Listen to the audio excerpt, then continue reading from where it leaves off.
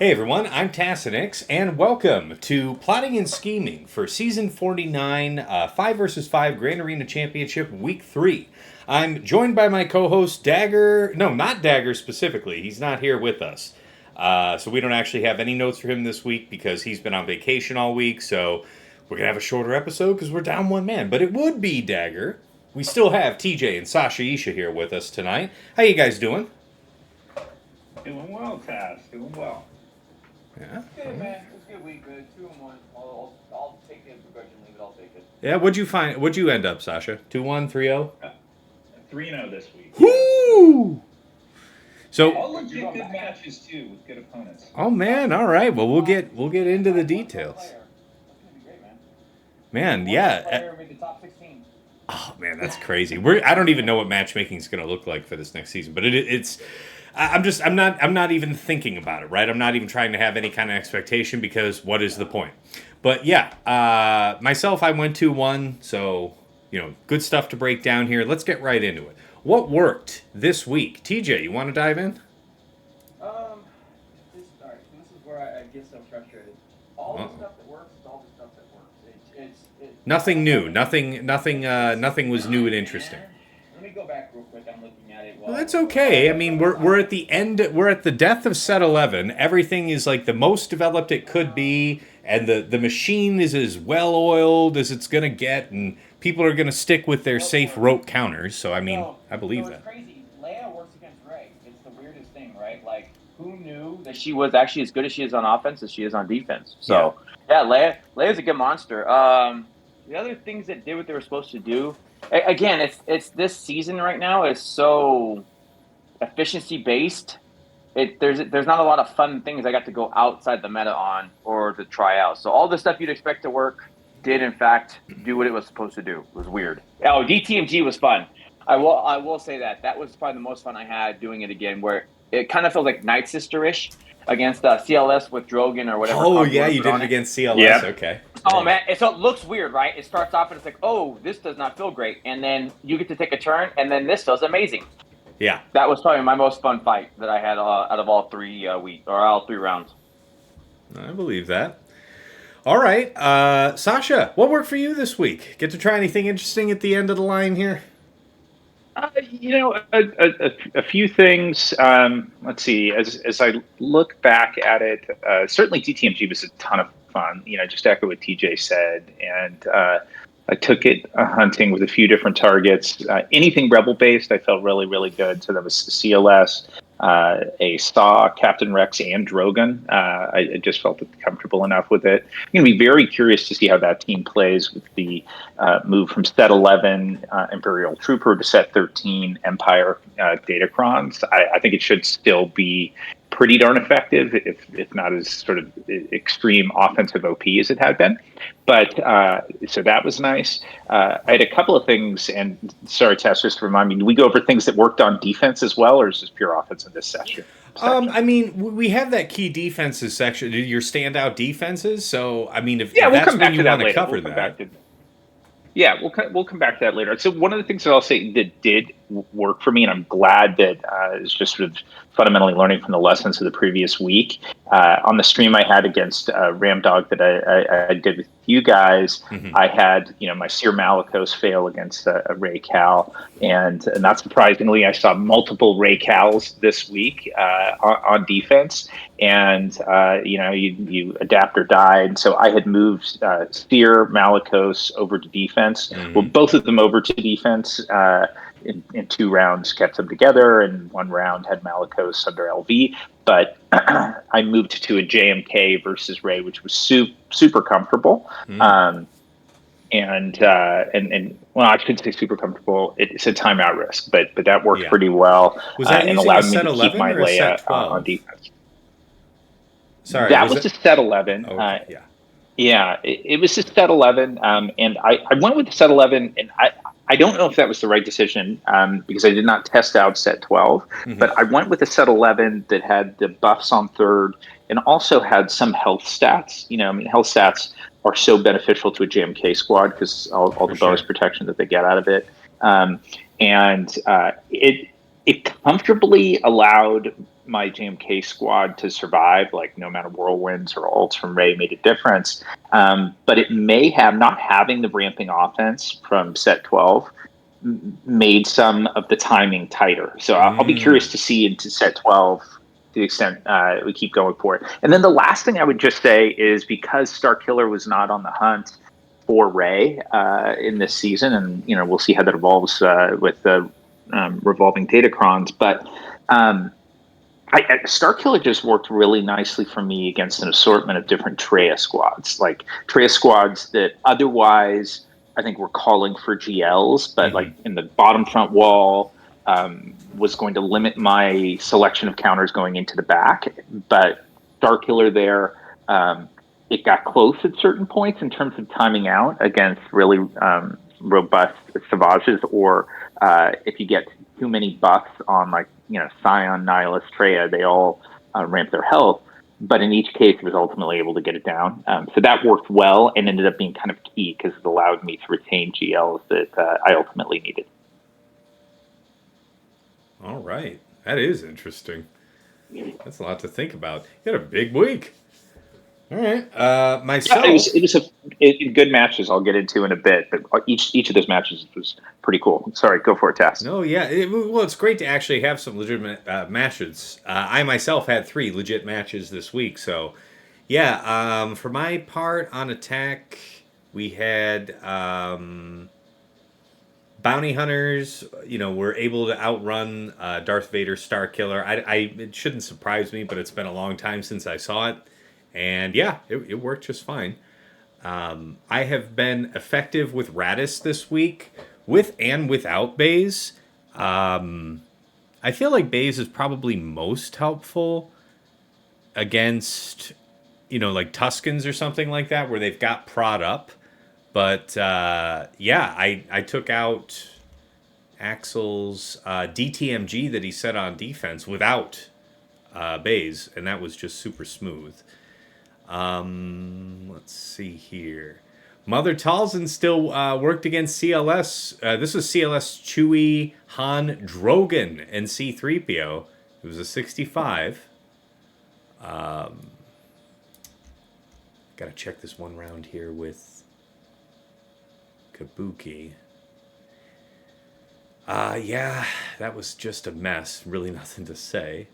See what? Yes, Leia was my solution. Not that that's new information, but against these just teched out Ray comps, I didn't want to risk dropping. And like Sasha had said, this is a timeout risk doing JMK versus Ray, and I have been ensnared by that before. So you weren't going to catch me doing that, at least this very last round. And that worked just fine. Bo-Katan, it's been good.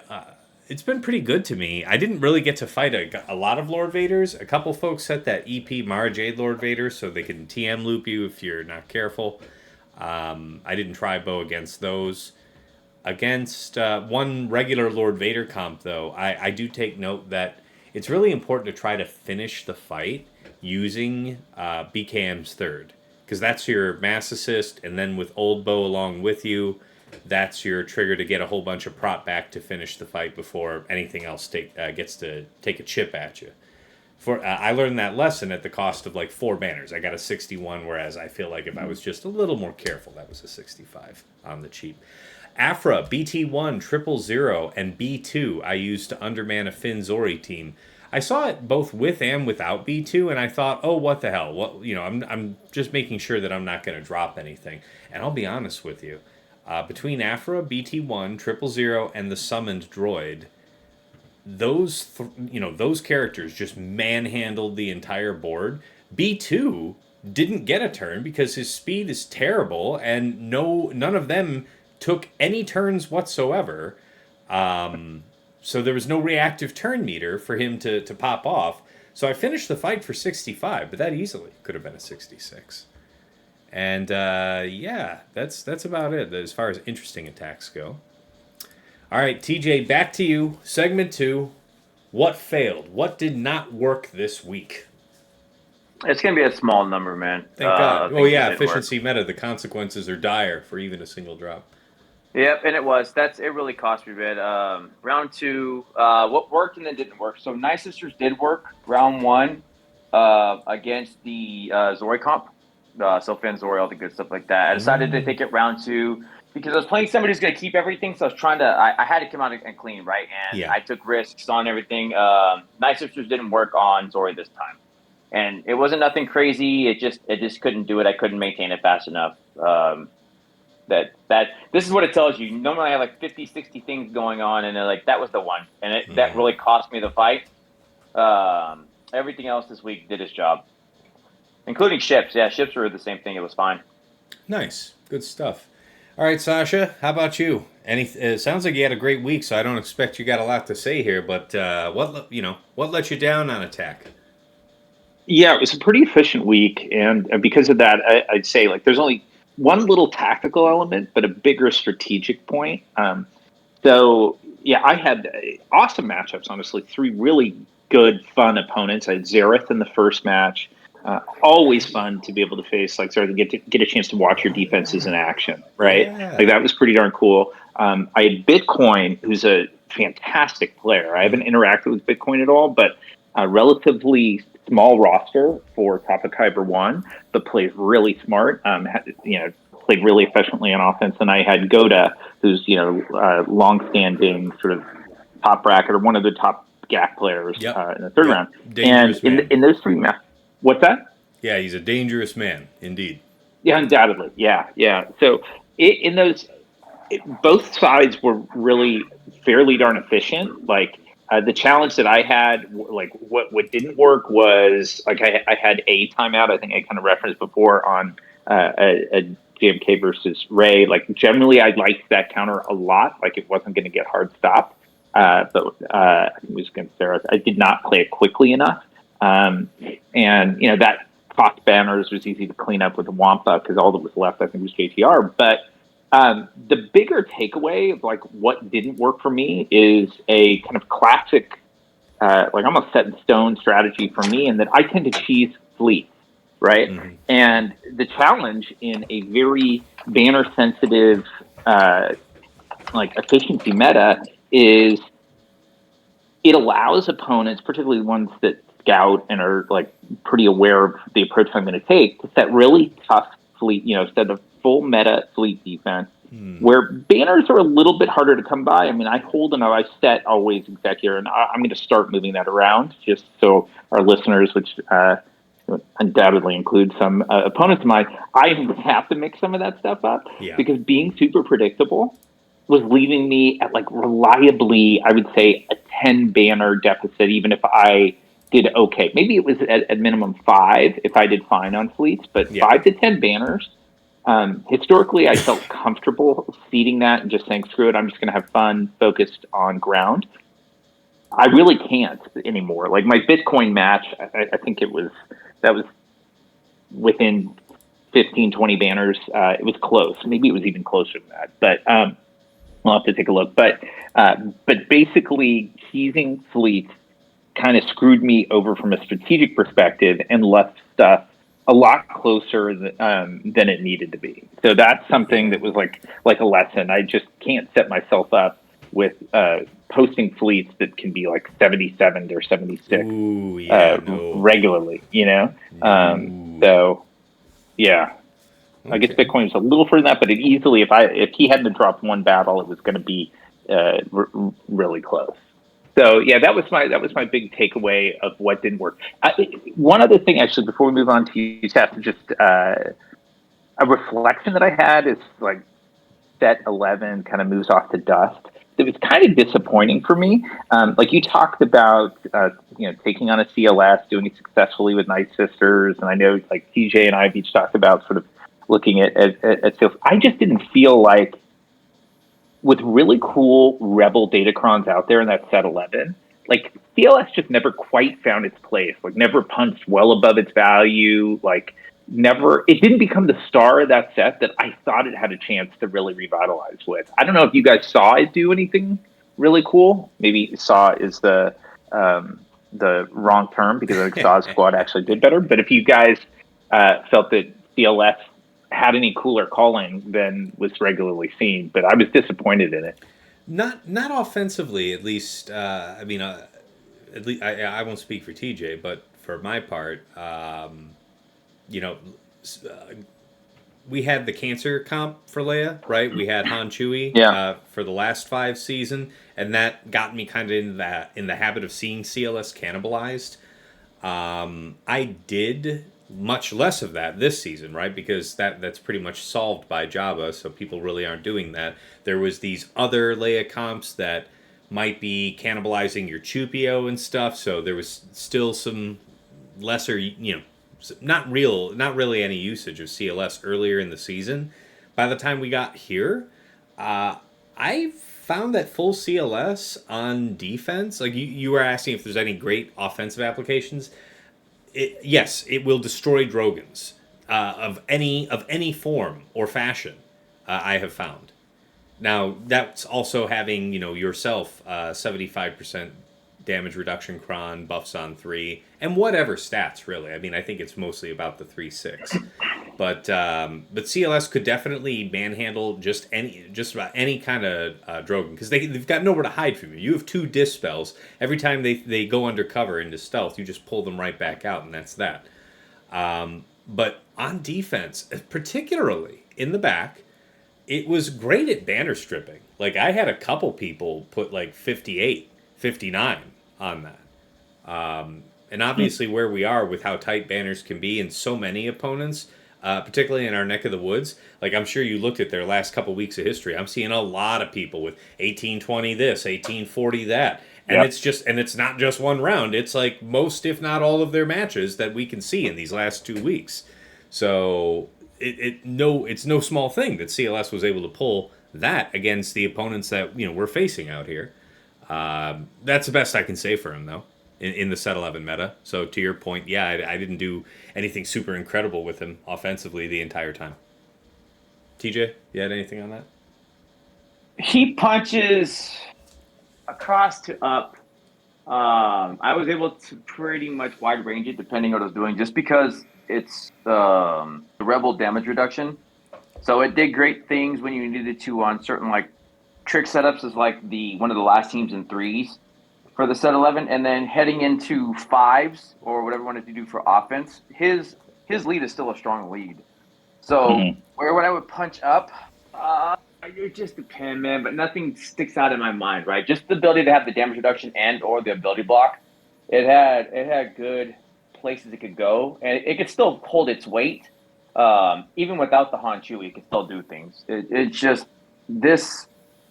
I think just the overall negative aspect right now of where the meta is at just makes it be foreshadowed, right? Because everybody's keeping everything or trying to do all this stuff like that. Nothing's gonna go crazy, right? It's not gonna beat Amalgus. It's not gonna beat some of these other things. But I was punching up easily on gas. Star Killer I was able to punch up on.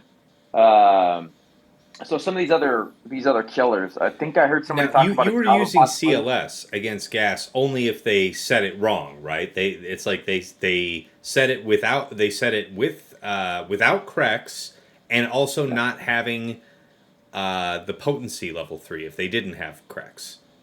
I tried to avoid the potency, but even with Krex, it was still beatable. Oh yeah, okay. If you did it right, yeah. So because Krex never got the 501st. So he didn't. You could just kill him off. Right, you just wrap him off rip. Yeah. And then you just finish the team off, right? But the damage reduction really sells it, right? Because yes, with the potency, that was a thing. Other than that, I don't think it'd actually be a thing now, just because we get to put tenacity in the set. Yeah. But yeah, it was just it did its thing. It's just not going to be anything to speak about, really. Yep. All right. Good question though. I like that, Sasha. That's a good point about CLS. And he'll probably be getting a Scoundrel Cron here in the near future from set 12, I would imagine. I think we actually save that for what's going to come out, because I think he's going to be a flex player in the game, because you can easily put a Rebel Fighter on him. Yeah, so you want to talk about that for the next video in 3s? We can do that. We can do that. I honestly think factions like talking about the wide range on Empire, Rebel, and even Mando, man, it's actually bigger than people think. And I was giving Sasha just a number in my head, right, of how many of these crons we're going to want. And like in my head, I thought like 7 Mandocrons, right? Oh But my we'll save it. God. But it's like, but you have to understand, right? What does that entail? How many places does it go? But this set Yeah, is you're actually thinking about really all the big. different combinations of 3 and 6 Mm-hmm. you want. Yeah, That's particularly in Mm-hmm. threes. Like TJ was walking through in yes, threes. and it's and we know all about going wide, but let's save the 3 stuff for the Yep. threes Yep. video. Let me Yep. back to where we were. I still had to cover what didn't work for me. I did have a pretty good week against a trench team, Django, Dooku, Newt, Watt. I decided to do Malgar, ISC, Candy, Django. Saw that it worked for somebody. But the turn order was bonus turn for Watt into Dooku immediately. I guess I mean, I saw the history. There weren't a lot of fights of this. There might have even been only one. Maybe that was the case that Maul on that team was faster than the enemy Dooku. But in this case, Dooku got out ahead, and we never really got the chance to push Dooku. We would have set his cooldowns back, and then we would have went in on Watt. And man, the way my Dark Side Mandalorians are set up, if we had ever started, we were just going to keep on going. But we did not get off the ground at all. Had to clean that up with the aforementioned CLS. So had my back there in the end. Against an old Ben, Cassian, Leia, Chupio, R2, I wanted to try Afra. I saw that there was some win rate for it, and I was in a position where I needed to take that kind of gamble. I managed to get Chupio down, but there's so much tenacity on this team. There's the tenacity up, I think, at the beginning. I forget exactly who hands that out, but of course you got Chupio also sharing out a massive amount. It was incredibly prohibitive for Afra to go after that team. That being said, with only Chupio down and then preloaded, Bo-Katan just swept that right up. What else did we have? So against Kabuki, I thought that I would be able to go in and either JML or JMK it, right? So I used JML. Then I used JMK. Then I used, I think I used Bo-Katan in between, and then JMK after that. And still it wasn't dead. So I ended up getting through it, I want to say including bounty hunters, but by that point, the cost of getting through that ray meant that there was no way I had the material to properly clear the board. Like I was always going to end up doing some jank stuff like cooldown pulls and stuff. And he had fully 65'd my board with 164 on squads. Everything else was 65. So I mean, there was no way I had the latitude to make those kind of mistakes. But yeah, bounty hunters. Brock was in the chat and mentioned that bounty hunters could deal with the Ray, RJT, and Cal remaining, and they did in fact seal the deal there. Honorable, just almost lost that I want to mention is going after Dash Hondo with Tuscans. I guess I could have mentioned that in what works, but it felt really janky. Against Kabukis, he had a set 12 with high armor penetration. And we lost a couple characters, but we ended up stabilizing, coming back for 64. Here against Axel's in round 3, he had a set 11 with, I want to say something around the neighborhood 85% crit damage on it, buffs on 3. Guys, kapow, right? Like I lost I lost 2 of them. The ones I had were Warrior and Chieftain. And from there, but for the grace of God, we were able to stabilize. It was tougher than the other match for sure, because we had to cut through the defenses that were baked into that set 11 cron as well. And we got through Vandor and started to we recovered. I got that killing blow with Warrior's third, got my dead guys back, and managed to stabilize just like I had in the previous fight again for 64. But that was by far the sketchiest type. That matchup was the sketchiest fight of the season, more than anything else. Anything else that failed me? Yeah, no. This last round, I actually was fortunate enough to have no drops on attack, so that was smooth. All right. Segment 3, Standout Defenses. I know we've got some good stuff to talk about here. TJ, kick us off. What held the line for you? So I'll tell it like a story, right? So everything I was setting up for anybody who was going to scout me, I was going to flip everything around.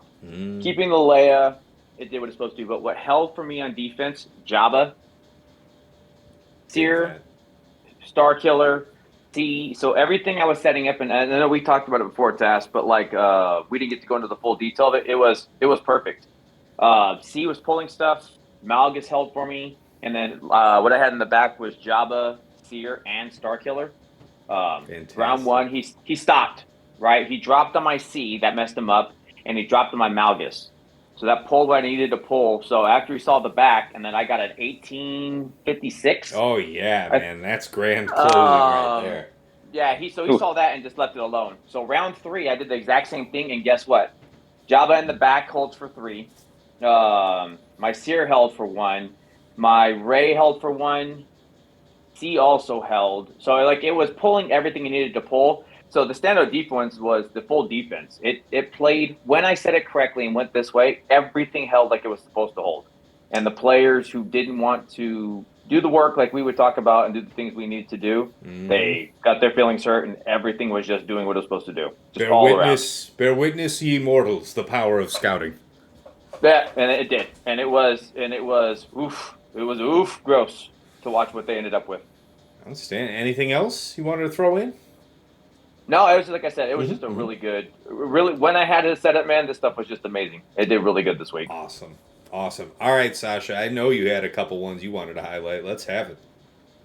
Yeah, I had a couple of these were more sort of, these are closer to like 10th or 11th squads I was setting on D. Solid, but, they, like TJ was saying, like kind of fitting within a larger strategy, they really ended up making a difference. So one of them was just slotting back, and this is like kind of portends the next Datacron set here, in that it was Phoenix with high tenacity. That got a couple of holds. I set it, I think, twice, and it took a bite out of opponents. And the big deal there is there's so much survivability in standard Phoenix kit that when you make them unable to be controlled by days or anything that's like not an unresistible debuff, they really are tough to stop with Captain Rex. And so that did well for me. And just put it in the back wall, and understandably, like given everything else that's said, it was an afterthought, is my guess. I'll see the history, but it took a bite out of opponents, and anything that was doing it in this meta, it has generating a lot of value. Then the next thing I did that worked well in my last match against Goda, I just kept thinking about what else can I throw on. The entire time for the last like 3 weeks, I have felt like I've had more than enough on offense to get the job done. So I'm like, what else can I pull from offense to just strengthen a defense? And I just threw a Reva-led squad, just standard Inquisitors, but with the Ufu Kron that is dusting within hours of us recording here. But there's so much survivability with that squad, and it got, I think it took 3 attacks for Goda to get it down. And that was the difference maker, I think, having it in the back, knowing that I was setting, again, scouting coming in handy, I was setting, I think, gas in front of it that I was, it was gas or some other comp that I was confident would draw his Treya on offense. He had a lengthy history of using that particular counter. And then, so it ended up working and making a difference. And then the other thing I did is I kind of rotated the last week, and we'd mentioned it in previous shows, that I had set this Old Men lead Leia squad, Infinite Tenacity 1, Cassian, Chufio, Drogon, Old Ben lead, and GL Leia. And I kept kind of rotating just so I could have my opponents guessing whether it was going to be a standard Leia or that Old Ben Leia. And the Old Ben Leia is pretty prohibitive to Jabba's. It got holds in 2 of my 3 matches. That ended up getting a hold, and then the other one I set. I set standard Jabba against Zareth, and he didn't expect it. It stayed up. I mean, I think he may have been able to use Afra there, but as it turned out, the board required him to use Afra elsewhere. And then I had an old Ben lead that held against Goda. So those were the defenses that worked. But like, again, tying it all back to what TJ said, I think the ones that only held because so many of the other pieces that were going into composing the overall defense drew what would have otherwise been needed to take those down. Nice. What? So you didn't even have like you had like Jabba in the back, right? I had Jabba in the back against Zareth. Yeah, I just figured Zareth. I wanted to, I actually, I mean, it's so fun playing against a streamer. Yeah. Like you stream all the time, you're used to it, and you're one of the very few that like are.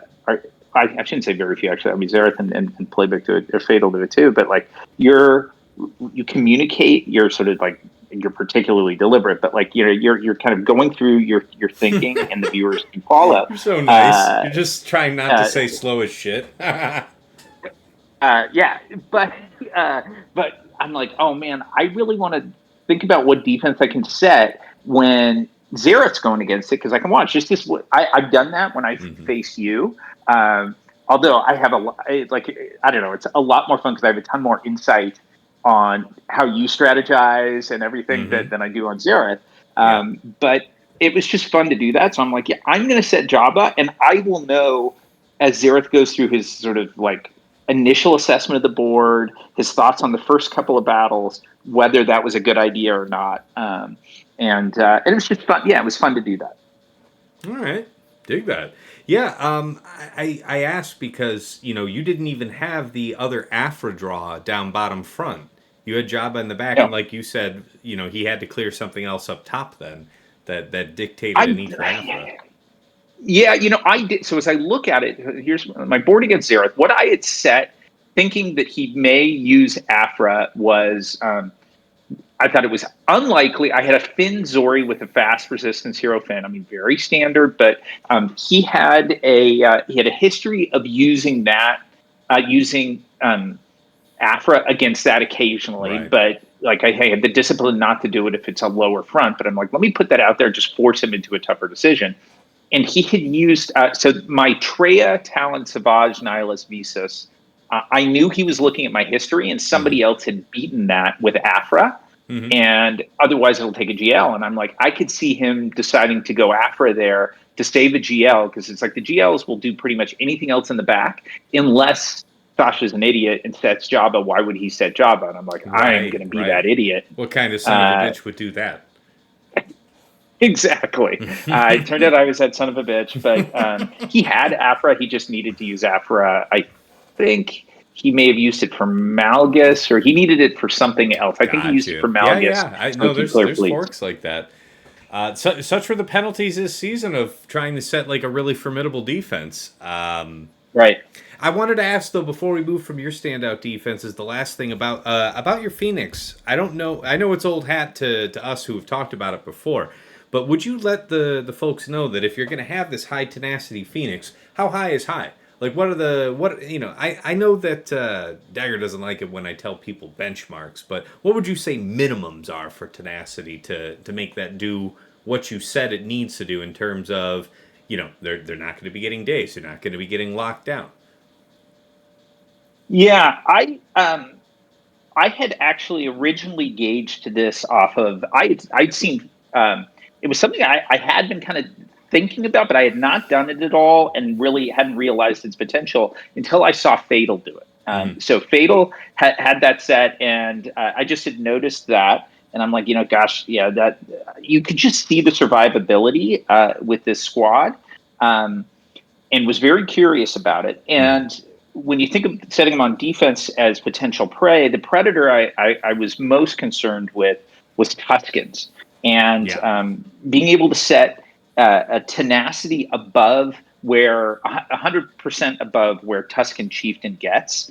And I had shot for basically 160% tenacity or better to outstrip the potency of most Tuscan chieftains. Now, all that being said, like, because I think Tuscan chieftain is 50% standard potency, and I figure, all right, well, let's just assume people have some sort of incidental potency that gets added on through modding. Let's take it up to 160. It was at least north of 150 in all my stuff. That being said, to be prepared for this in case, because once I had used it a while back, I used it in my match with TJ, and it had worked. I'm like, in case this catches fire, I remodded my Tuscan chieftain. It took about 7-8 speed off of him, but my Tuscan chieftain now has 137% potency. I specifically did that so that I can use Tuscans if somebody else tries it. But so it was originally for Tuscans, but the reality is there are a ton of other squads, including like I've seen it make a difference against dash squads.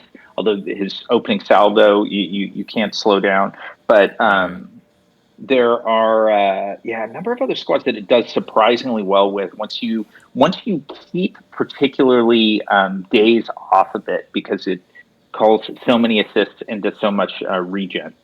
So you're saying that based on the expectation of needing to be more tenacious than 150% potency Tuscan chieftain, 160 is the floor. So that's kind of no. I'm saying for a Tuscan chieftain that has a standard like non-potency setup, of like 50%. I seek 150% or better tenacity to make it so you're not even in the ballpark. There is no shot at landing a debuff. Mm-hmm. Yeah. Okay. So there's the mark, folks. That's now you're doing that with a 4-piece and a 2-piece of tenacity, right? You're not actually like 6 modding tenacity on any of those, are you? Let me take a quick look. I think it's been a while, and I've left them in tenacity. All thing I'm going to say is, I'm going to say this. This is awesome, right? And this works for him.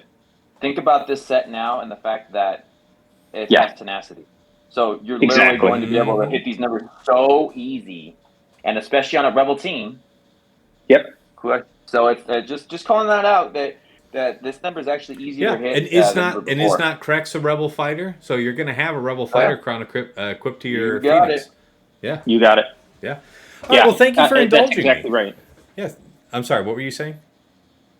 I look at my Phoenix. Mm-hmm. I've got I think at least I've got 3 of the 5 are in full tenacity set. And Captain Rex has a couple tenacity mods and a tenacity cross, but it's super high speed. And otherwise, everybody was like really kind of amped up on tenacity. Okay. Now, totally to TJ's point, like I guess takeaway from here, if I were listening to this, is like tenacity on Phoenix really changes the dynamic of that team for like its most common counters. And you can get that same effect, like TJ said, with the new Datacron set. And you can keep your otherwise much better stats than my Phoenix squad because you won't have to compromise on your mods the way I did. Okay. Well, thank you for going in detail about that. Appreciate that. And that's a good observation there going into the Rebel Fighter Cron. It's a good point. For myself, standout defenses, it was a pretty slow week for standouts here, especially against, what was it, Dr. Payton round 1, Kabuki Warrior round 2, and Axel round 3. Axel in particular has just been on a tear with the very high efficiency attacks. So the only real strong defender for me continues to be Ray. And it really is about that anti-seer comp. The Ray, Swolo, RJT, Xeris, and Cal. I've seen folks, Sasha Isha included, have been successful on occasion against this comp, but it is uncommon. The win rate on GG is something like 27%. So knowing that some of my opponents were really hot to use that because they've been so successful for 65 banners the majority of the season, I was delighted to see that in both occasions where I said it this week, it got folks caught up. But that's about it for me. All right, now we're going to go to takeaways. So lessons learned from this. TJ, so what did you get out of this week? I know like I was saying earlier, this is a well-oiled machine, the very height of set 11 on its way out. We all know what we're doing. We all know what works. We all know where the limits are. So what did you take away from this final week of practice with your finely tuned material? I'm really happy this set today, man. And I'm hoping we can get back to some more Wild West fights. I know threes is coming up, and I'm actually excited for threes, only in the fact that I think we can have a lot more fun with these sets than the defense, the overages, the new toys to play with. Mm-hmm. So I know we'll talk more about that in threes. It's just the overall, and it's just a personal preference, right? I'm Well, not yeah, getting to play the I game. know I want to you can play. expand on that in the final Yeah. thoughts, but in terms of Yeah. takeaways from like your lessons There's learned in this week, it's just right now the way it is with so until they make a change, which we're all like kind of chomping at the bit for. mm-hmm. Until they make a change, all we're getting is more characters and more toys to play with. Yeah, It's making our toys that stay on defense weaker on the overall sense right now, right? mm-hmm. So it's just trying to, I guess, go even further into the efficiency is really where it's going to be until there's going to be some type of change. I think But I that's going think to that's be the greatly takeaway. disrupted here just by set 11 going I'm because there's so hoping. much I defense really am. exiting the board. The Yeah. numbers that you're going to be scoring on offense are not going to be as high. You're not going to be able to walk in there and be like, I'm going to take something that's underpowered but with 400% defense on my crown and get a 65. You won't be doing that. I'm going to reserve judgment until we actually see it, right? And that's where I think we need to be. But that's really my hope. All I right. really want to have fun with the game, and it's right now. It's just everybody's keeping everything, and then the people who do it normally or naturally are what you're seeing them rise to the top of the game Mm-hmm. because that's their play style, and they're getting to play their play style. Where people who also get out with you, I want to set a whole bunch of stuff, and let's see who can make it work and do better things. Um, it's just trying to tighten it up even tighter right now. I'm hoping I'm wrong. Mm-hmm. I really am. All right, fair enough. Sasha, how about your takeaways, your lessons learned here from this week? I know, a lot's changing here by the time we come back to fives, but anything you think you'll be having top of mind when we set up for week 1 of fives next time? For week 1 of fives, I think a lot of it is like if it's still an efficiency meta, no matter whether you want to or not, you got to play fleet smart. I mentioned that before. I think that's just one of the reminders for myself there. And then, this is nothing novel, but like I just think coming up with something that on your bottom front wall, I set one thing that I'll share that like you can see why it might be like kind of a crappy defensive squad, but it had no history in .gg. So I figured, what the hell, I'm going to set it because, and so I actually set my last round against Goda. I'm like, Goda has Bo-Katan Mandalore has used it really well against Lord Vader's. Like Goda knows how to use his Bo-Katan Mandalore. That's awesome. I have one too. I have not seen a lot of offensive value out of it because people haven't been setting LB. So I set on my bottom front wall Bo-Katan Mandalore, Bam, Bo, Paz, and Watt. And I just set that there thinking like, all right, what the hell? Like Watt's going to get tank tech out. That's going to create a bunch of resilient defense for Paz. There is no .gg history of anybody having set that. People have probably seen it on offense or other stuff like that. And you lose some of the Omicron value from Bo-Katan Mandalore that requires all light side Mandos, but a lot of her kit remains. And so as I just kind of think about, like, I don't know what he used against it yet, but he failed on a couple of things in the back wall that if he had kept the quality of counters that I would have expected him to have had, given what he held and what he had to face my front wall. Basically, if he hadn't have overspent on that, I'm pretty convinced he would have at least had one less drop. And kind of that reminder that if something is like a very standard offensive thing but nobody's setting it on defense, and there's not good .gg stuff. Throw it out there. Throw it out bottom front wall. Make them think of something, and maybe they'll miscalculate and you get a hold, but way more likely that you don't get a hold, yet they overspend on it. And I suspect that's what happened. Yeah, especially in times like these. The consequences of failure are magnified. So, very fair point. Exactly. That's a good one. For myself, takeaways, I think that, the setup that we're all doing to draw the same GLs out and everything, that has more or less always been. Depending on the push and pull of the Datacrons, you might have less on defense like you do these days. Other metas have favored more. But the way they match up is pretty regular, I think. Which means that at this point in the season, for me, having Dash Hondo, Finn, Zori, Qui-Gon, Kelleran, Saw, stuff like that, that's, not top of the list anymore. I have to think about, offensive application of these teams, or maybe, just not setting them, and if there is an opportunity to use them, I'll find it. But it's like, as far as like a personal thing goes, that top wall and those teams that go there are pretty predictable for me, and have been for some seasons, and it's just because it's been pretty solved about how we've been playing this for a while, and I feel like every time we have a bulky set, whether it's set 9, set 11, whatever, expiring, all this stuff gets shaken up, and it's a great opportunity for me to learn offense with some of these B teams that I don't really use. So that's my personal takeaway that I got to think about, because it's going to be a far less defensible 5 versus 5 when next we come here. All right, so Yep. Before we do the final thoughts, I wanted to see if you guys would indulge me just a moment, because I know we only have a couple minutes before we wrap up. But did you have one favorite fight of the week that you'd like to cite here, and why? TJ, did you have one?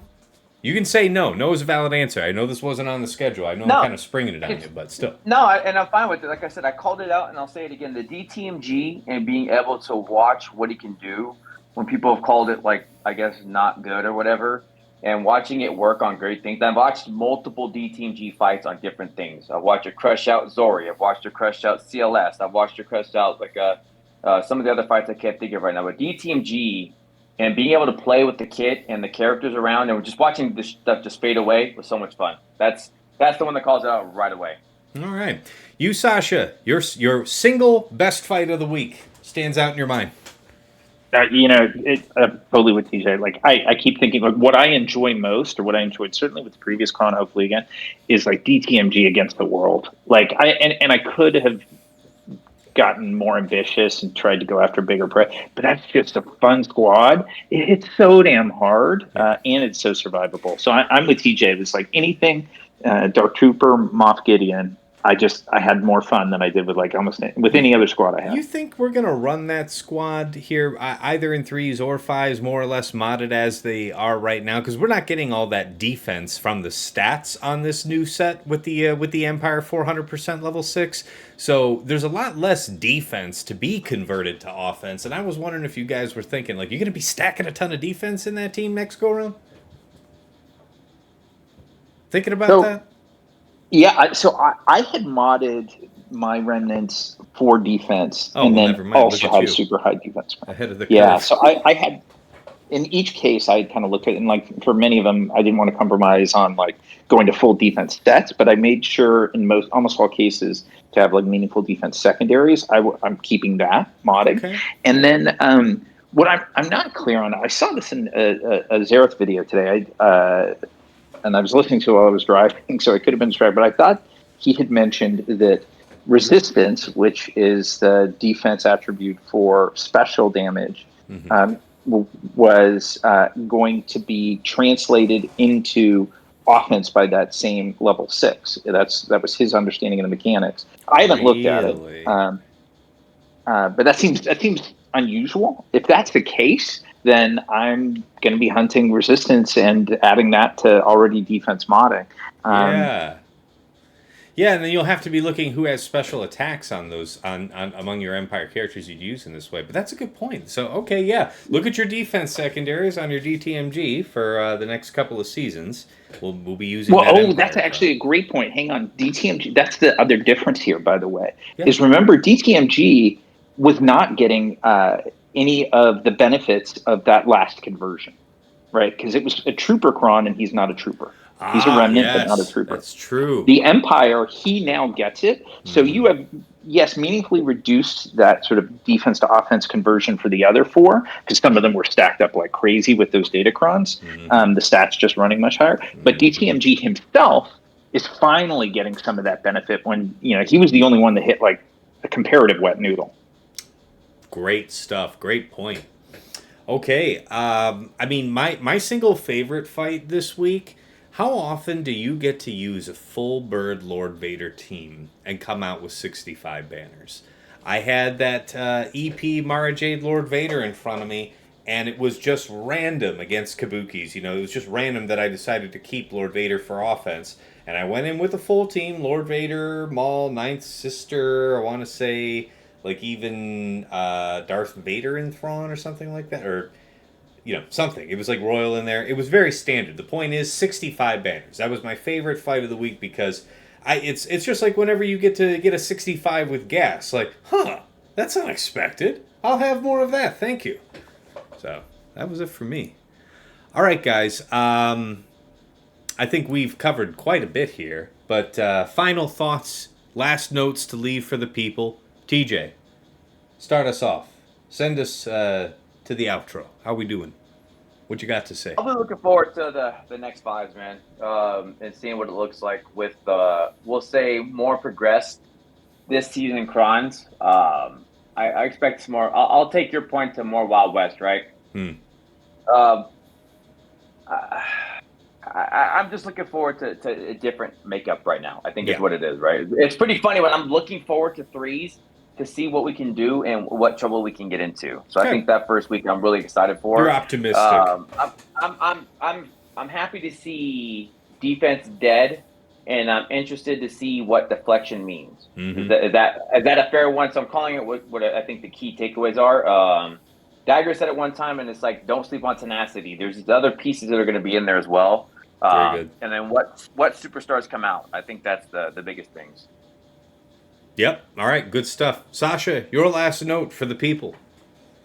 No, I think we hopefully we'll all enjoy the game getting and attacks getting a little messier. It got so clean and tight and efficient that I think that is going to change going into threes, the change in datacrons, the removal of the overpowered defense stats. So I guess what I'm kind of looking forward to and just sort of the sentiment going in is embrace a little bit of messiness and allow for more fun and less sort of like, all right, stress, got to get a 65, or 57, as it were, in threes. That's my sense. Very good. For my part, guys, like I say, going into this week, we have just started Conquest. Go wide on this new set. I'm trying personally to have something like 14 of these new crons for the first week, because I'm always short, like 3, 4, something like that. I usually go too hard on getting a wider base of level 6s. Like, I'll pick up the couple level 9s that seem just no-brainer, got to have them. Like, DTMGs and Bo-Katans. There's a couple others that I'm interested in, but as far as, like, must-haves for week 1, that's probably about it. Otherwise, I'm just going to go wide. There's going to be a lot of level 3s of this new set for me. And I'm just making sure that I'm not having to go without. Doing those last handful of fights in week 1 for all 3 matches with no Datacron sucks. So that's my piece. All right. As always, thank you, TJ, Sasha, Isha, for making time to be with me here. I know you guys are busy family men, and I know you have to go, so if you don't have time to stick here for my outro here, won't take offense if you have to dip out, but it's always appreciated. You guys are rock stars, and I love what we're doing here. All right, so let's get ready to close this out. If you'll see in the YouTube comments here, link to my Discord, so if you want to find out when I'm going live, you want to be in touch, that's a place to do it. I stream on twitch.tv/Tassinix. We have Plotting and Scheming here on YouTube, as well as my previous streams uploaded with chapters for easy browsing. And I even made my very first Datacron video here the other day. That's also only on YouTube, so be sure to check that out. If you like what I'm doing over here at Tassinix Gaming, consider checking out patreon.com/Tassinix and supporting the show. But we have something there that's interesting for any upwardly mobile GAC player. In particular, I recommend any of the tiers from $10 and up because not only do you get to join my Patreon community and get all the benefits therein, but you also get a bundled membership to OmegaBot Patreon level, which means that instead of running a report on any 2 weeks that you like, that's the free feature, you could pull a report of any number of weeks and use any number of tags in your request string to filter very particular kind of data you're looking for. Once you get familiar with it, it only takes, just a couple minutes to get a sense of how those little tags work. But being able to pull the right information to ask the right questions of that data is extremely powerful, and no other tool really lets you get into it quite like it. Can't say enough good about that. Let's go ahead and thank all the patrons that make this possible.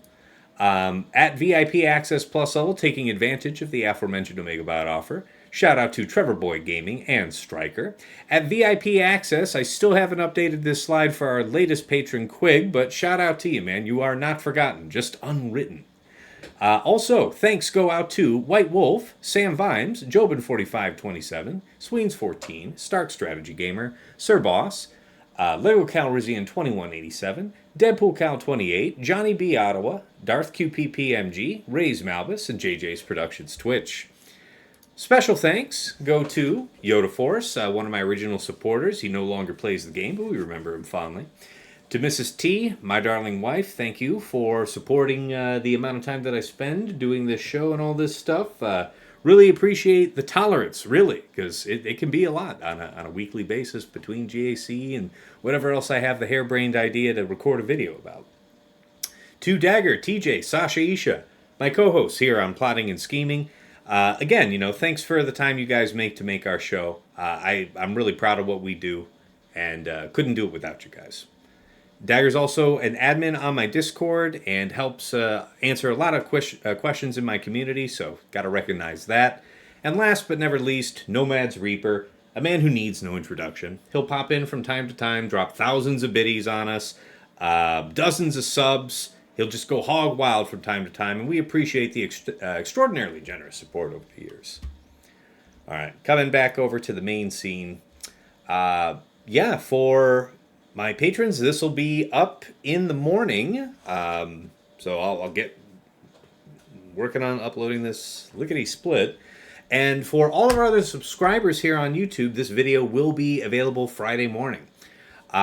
Keep an eye out for next week's Plotting and Scheming, which is going to be our preview video going into the next 3 vs. 3 season. We're all going to have a lot to say going into that.